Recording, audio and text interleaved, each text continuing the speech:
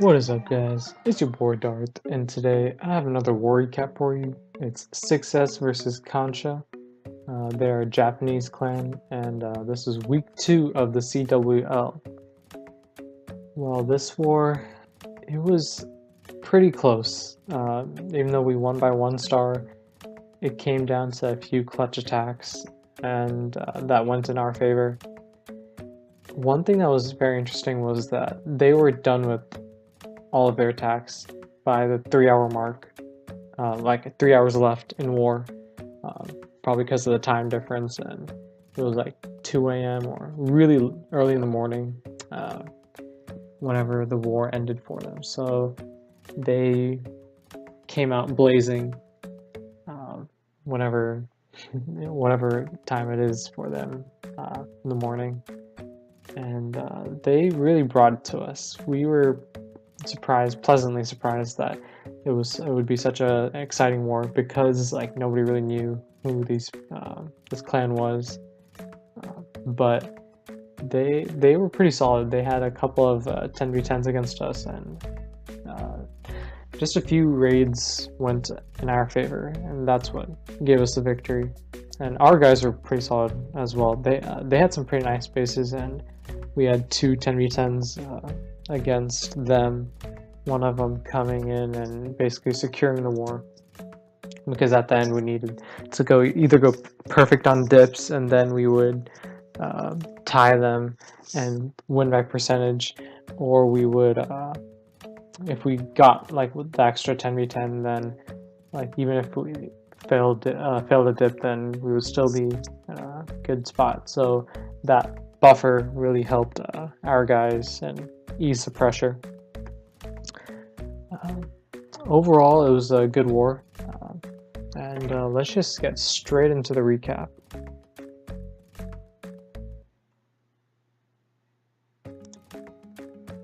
Alright, so first up is Guan Lin Sanity. He is a new member to 6, and he's been here for a couple weeks. And we brought him in as a 10v11 guy, because he's an expert in that field. So this is one base that he hit this war and successfully got the 2-star on, which was pretty important. Like, we were like 6 for 8 on 10v11s, and we like got those out really quickly, I think within the first couple hours of war. And what that really opened us up to was really planning on our 10v10s and knowing who's going to do who's going to do what. So what he does is he brings in a golem to tank for the queen as she clears out that southwest funnel, or that southwest side of the base, and creates that funnel.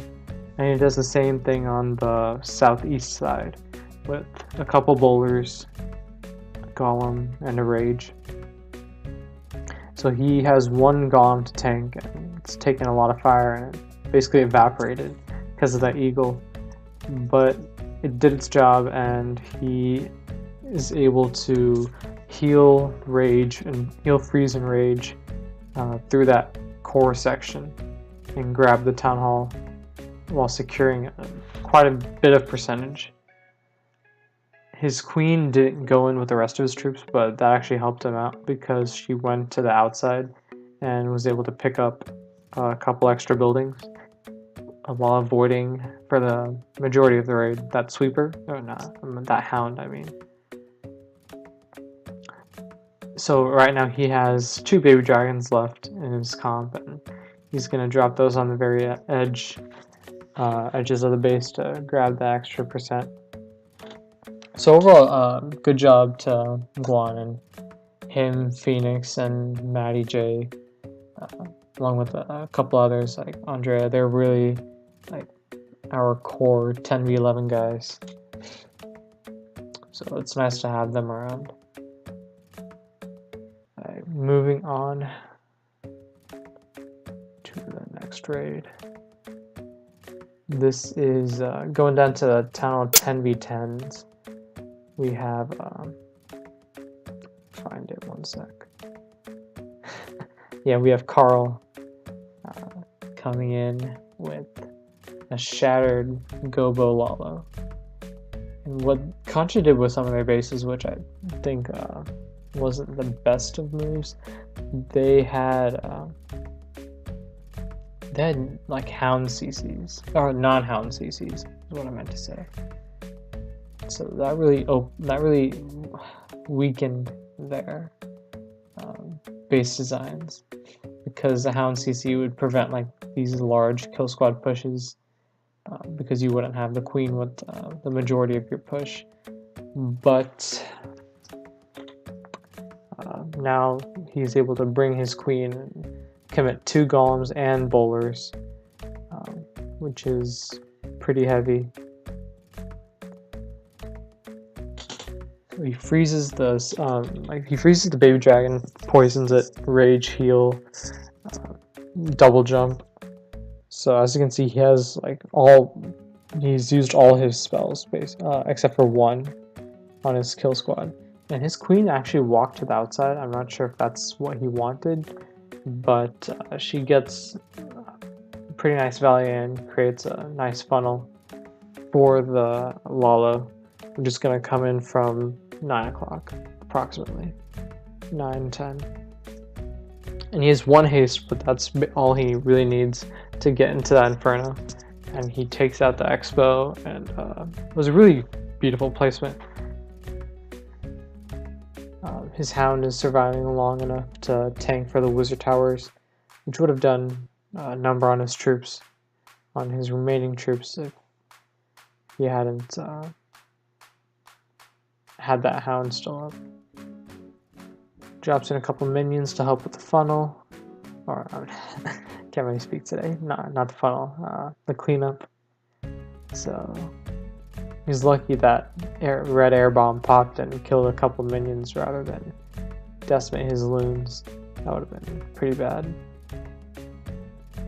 But yeah, that was a pretty convincing raid. And let's get to the end of this.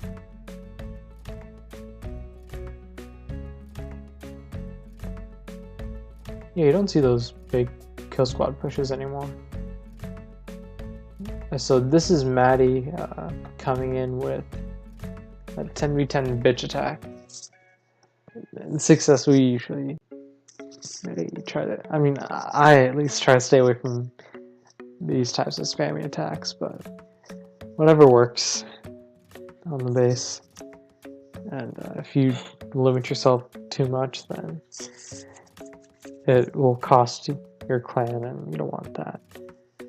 So he comes in.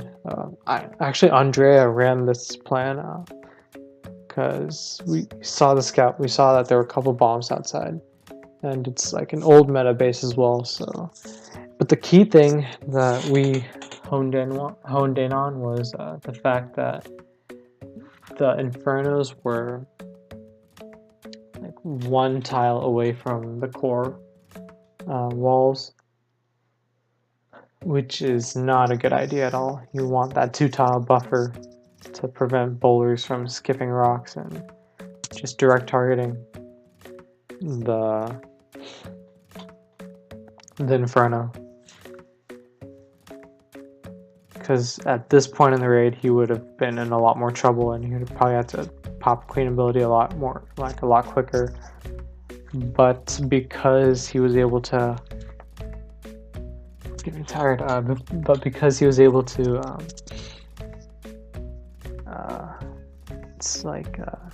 target the Inferno directly, he didn't really need to worry too much about it.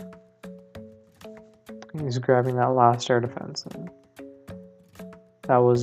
this was the triple that we really needed to secure the win. After this, it gave our 11s a bit of leeway. So moving on down to the Town Hall 9s, it's Ares, our great leader, coming in with Suicide Hero Skelly spell attack. He's been doing this a lot, even at Town Hall 11 for dipping. had pretty good success with it. Whew, sorry about that, guys. He's had pretty good success with that as well.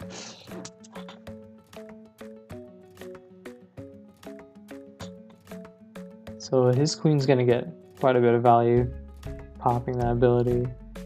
And she grabs that expo as well. I think she does. Yeah, she should. Ooh, actually, never mind. I stand corrected. She barely doesn't get it. Just need like one more shot off. But... So he drops a Rage, Poison, and Skelly on the queen, and she goes down pretty quickly.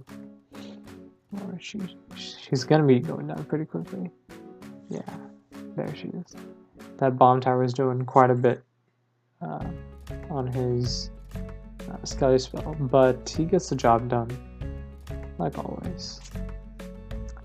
And he has a pack of loons that's headed for that last expo, but they're not even needed. There's a good number of cleanup troops on the outside. We can fast forward through the rest of this, because just 10 out of 9 cleanup. Nothing too fancy. Making sure you got all the corner huts, and that's a wrap.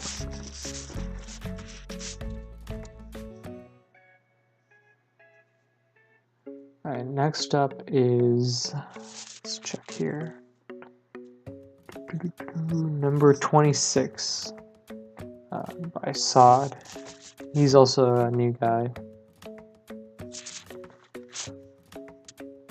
So he comes in with a nice CB mass hog, I guess.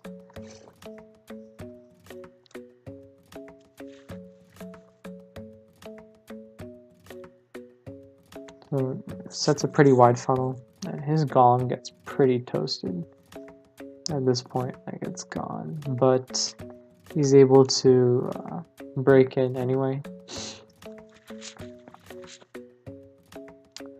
and kill the queen, and that's basically what he really wanted from the kill squad. Just get queen and help clear out that one compartment with the help of baby dragon and queen, just so that your hog pathing is pretty nice. He still has ability in bag. Drops it right about now, and yeah, so he spams most of his hogs in, and he still has 5 in the bag, which is going to drop a little later on in the raid. But the key here is that he used like no spells on his kill squad, so he's able to dedicate 4 spells, 4 heals to his hogs, and with the Skelly spell to distract, that's even more OP.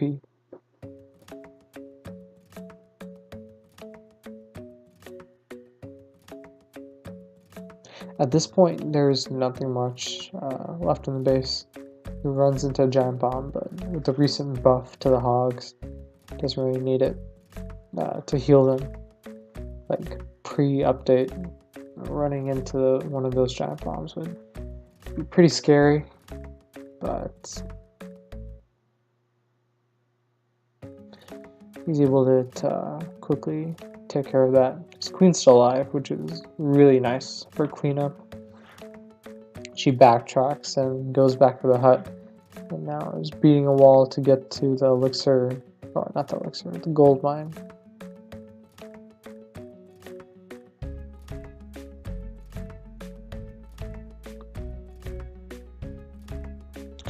Yeah, so he has that one last swag here, which I think he drops here. I don't know why, but out just swagged in the middle of the base, because his hogs pretty much like went over that section, so there's no threat of like a double giant bomb just decimating your hogs, because that's probably the worst way you could fail a raid. Have it pretty much wrapped up and then swag and then get wrecked. But yeah, they had a ton of these like really blocky bases, which Grundy in this attack takes full advantage of. using his world famous Grundinator attack.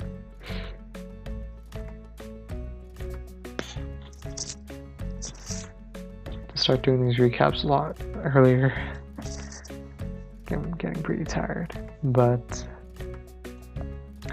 yeah, the baby dragon puts in work on the right side, almost gets that wizard tower, so he drops in another.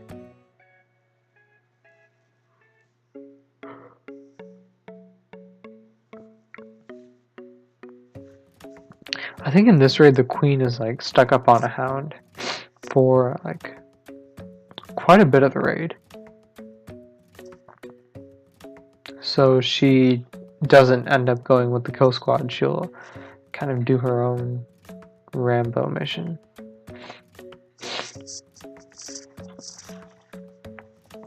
Drops in a poison on the queen.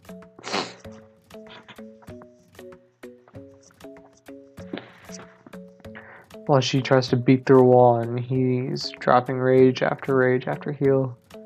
And he doesn't really need that poison. There's nothing to really poison since the heroes and CC are dead.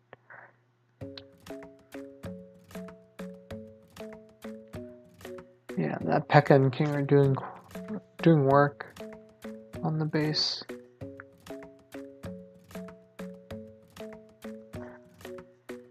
But yeah, this war is pretty crazy. Like what we did was we ran a Thursday to Saturday war, for us at least.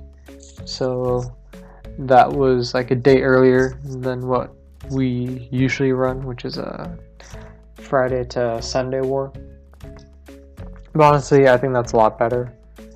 Or the Thursday Saturday one is a lot better for me, at least, since Sundays are a little bit busy.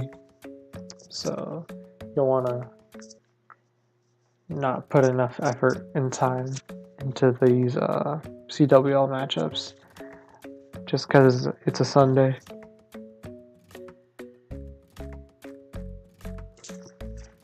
So let's go down to a couple of the last attacks. This one was pretty unique. This one was Andre, and something that I was very shocked at whenever I was first watching this was, if you look down, he brings in Town Hall 9 freeze. That's not something you see every day, so that was I was pleasantly surprised about that, to say the least. So he funnels in pretty nicely, except his healers get targeted here in a second. Pretty sure.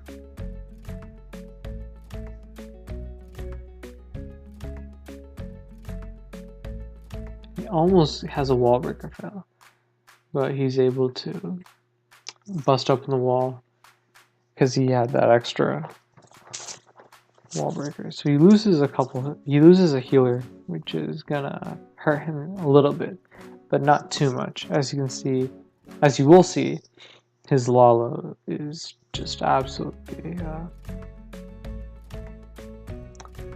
it's pretty good. I'm saying Lalo, but like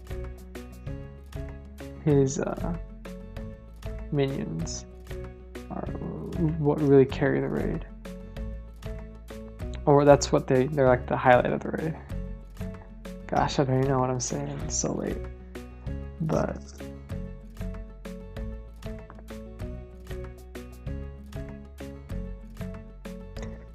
yeah, so he drops in all his minions on the back end, and I asked him in chat, like when I was like looking at raids to record, did you plan for that freeze or was it like an accident? And he's like, nah, it was all planned. And then he shows me like another picture of like a raid that he did before that was featured in like another CWL recap, where he actually Powerbank showed that raid, and he had a free spell.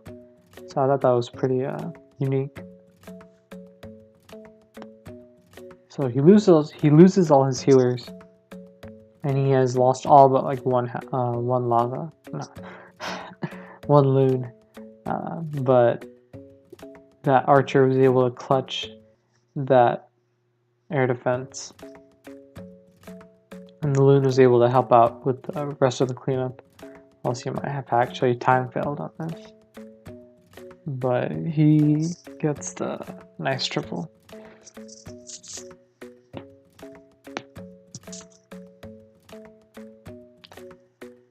Alright, so going back up, I accidentally missed this. This is an attack by Irvan Java. He had a pretty interesting attack on this unique base. So he's gonna go hobo with a shattered approach, not the usual stone stuff you see these days, or if you guys have been seeing these days. So golems are pretty weak. Like a couple burst into golemites, but they've done their job. They set that really nice big funnel for the queen, or for the bowlers, to waltz in and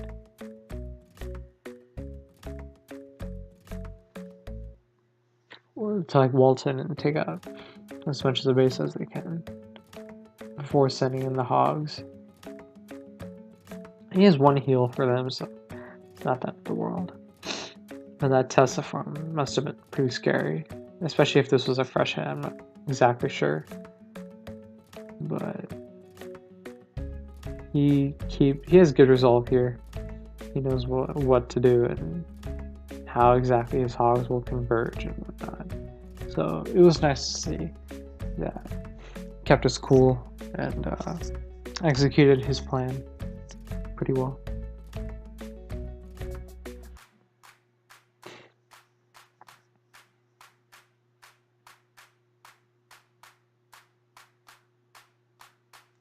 So moving on, once this raid wraps up, cleanup is pretty straightforward. Nothing left. So moving on to the next raid, we have it was Tum? I have to check. Yeah, it was Tum with his quote-unquote godly 7 healer Valk attack that he so fondly loves to do. You know, it's pretty spammy, but can't win them all.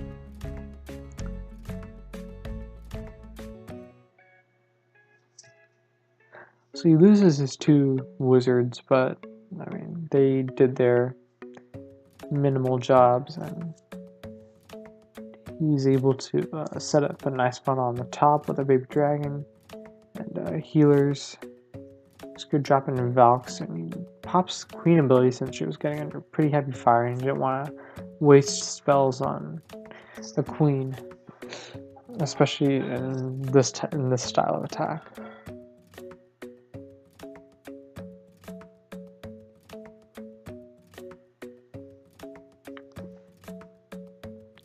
But yeah, so he is able to enter into the base with his 2 healers and Valk and Bowler kill squad, while the Queen is able to walk down the other side of the base and really pick up all the trash and all these random traps, like all Teslas on the outside. Something you don't see often. So healers are getting shot down, but they've done their job keeping up with the Valks until now. But with like Queen and healers behind the Queen and like a couple bowlers and wizards, I don't think you should be able to struggle on the base too much. But yeah, so let's go down to Town Hall 9 6-packers.